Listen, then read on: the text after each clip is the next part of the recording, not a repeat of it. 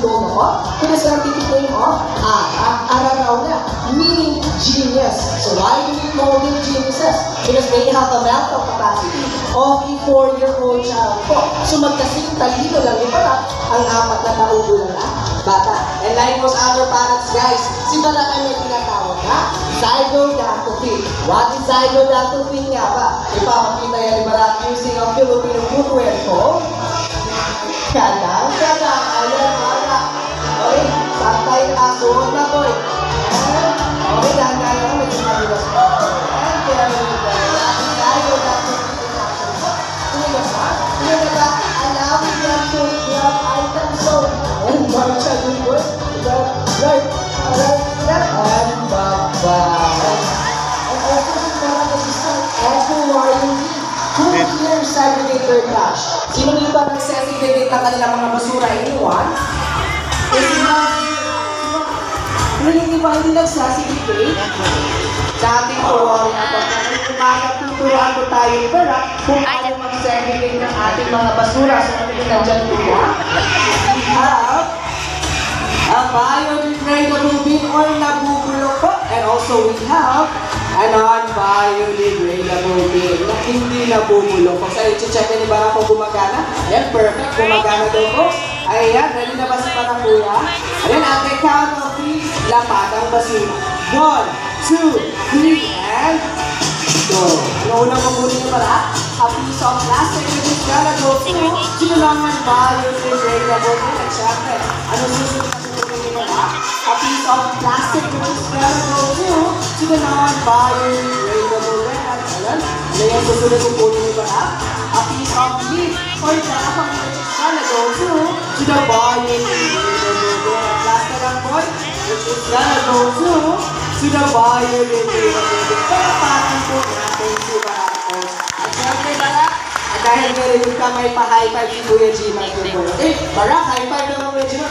Ayan. At syempre malambing po si Barak. Barak, gusto kay Kuya Gima mo ba? Barak, gusto ba? Wow! Syempre sa kabilang pisky naman, boy. Wow! At dahil galing pa ng Brazil si Barak, magpapaalam na po siya. So mga ate, mga kuya, wave bye-bye kay Barak. Wave bye-bye! Mag-bye-bye ko sa sila ko. Mag-bye-bye naman sa kanila, boy.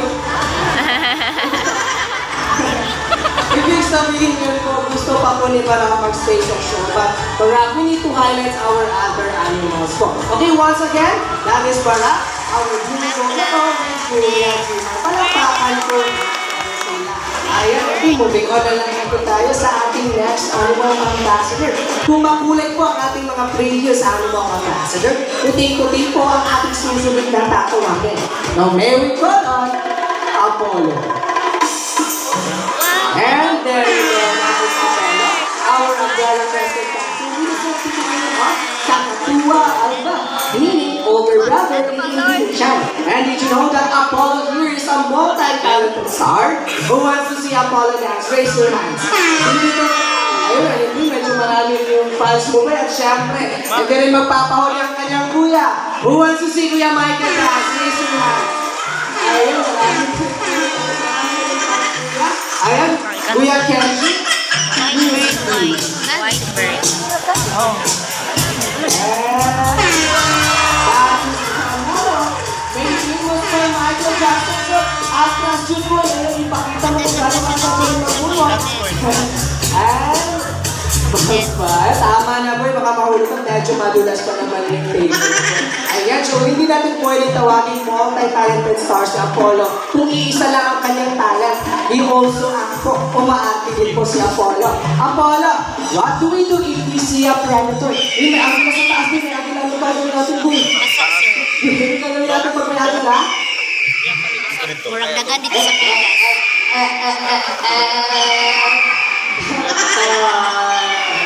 That's yung natin gawag ng polar predator, okay? So napapatay patayan sila para malintay ang kanilang mga predator. Once again, Apollo, ano gagawin natin po yung pag-alala nila?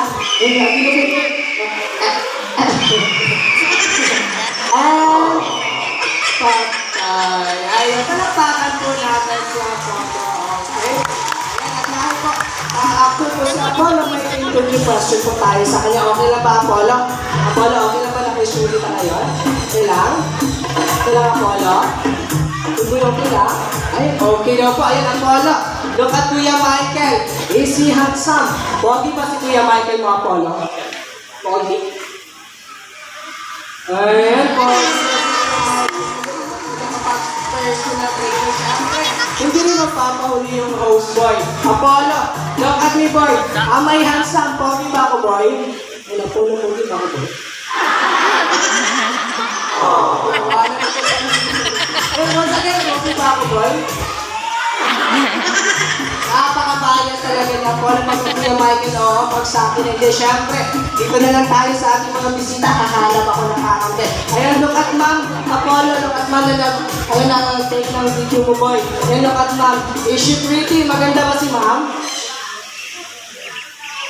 Ayan. Ayun, magandang naman talaga si ma'am. Siyempre, hindi rin magpapauli yung mga nagbabakuha nating bisita, boy. Okay, look at sir na nag-jacket, boy. Look at sir, okay? Yun yung may white yung t-shirt niya. Look at sir. Is he handsome? Pogi ba si Sir Apollo? Pogi. Ayan, boy. Kung nagbabakuha naman talaga yung mga bisita natin. Pero, bakit ako lang yung naiiba, boy? Apollo. Then, once again, Apollo, look at me. Am I handsome? Pogi ba ako, boy? Pogi ba ako, boy? Palakpakan na lang natin si Apollo Cross, okay? At syempre ang kanyang pogi kuya na si Kuya Michael.